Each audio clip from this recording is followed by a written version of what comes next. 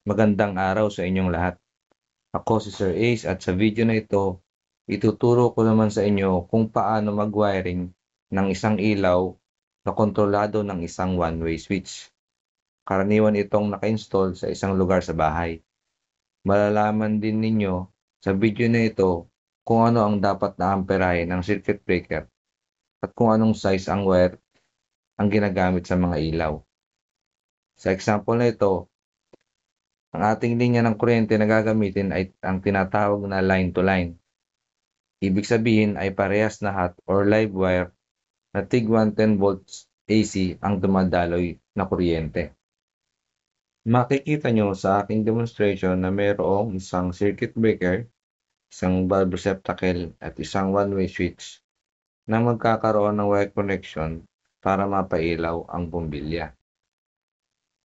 Sundan natin ang wire connection animation kung paano siya magko-connect.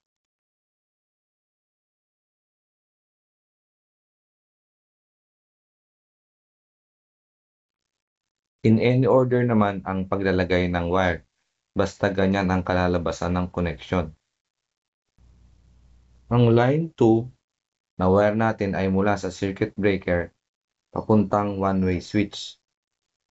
Mula sa one-way switch, papuntang receptacle naman ang return wire. Tandaan na ang mga one-way switch ay may mga marka kung saan ito magpa-power on o saan magsisindi ang ilaw. Sa likod ng marka na ito, dapat nakakonect ang return wire. Magiging salungat kasi ang power on marker kapag hindi ito ginawa.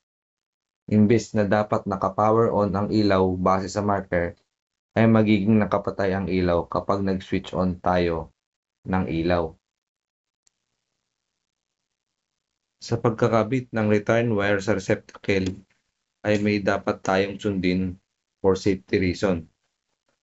Meron dalawang terminal ang receptacle.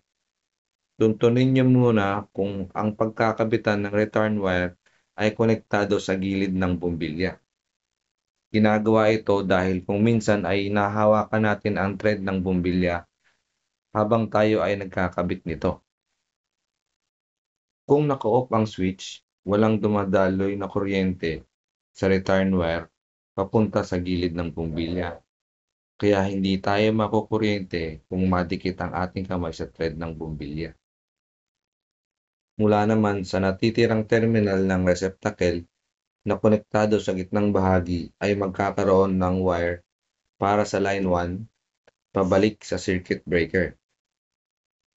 15 amperes ang ginamit na circuit breaker at number 14 AWD wire ang ginamit para sa linya ng ilaw na ito. Sana ay nakatulong sa inyo ang video tutorial na ito. Tandaan na huwag basta mag-DIY sa electrical installation.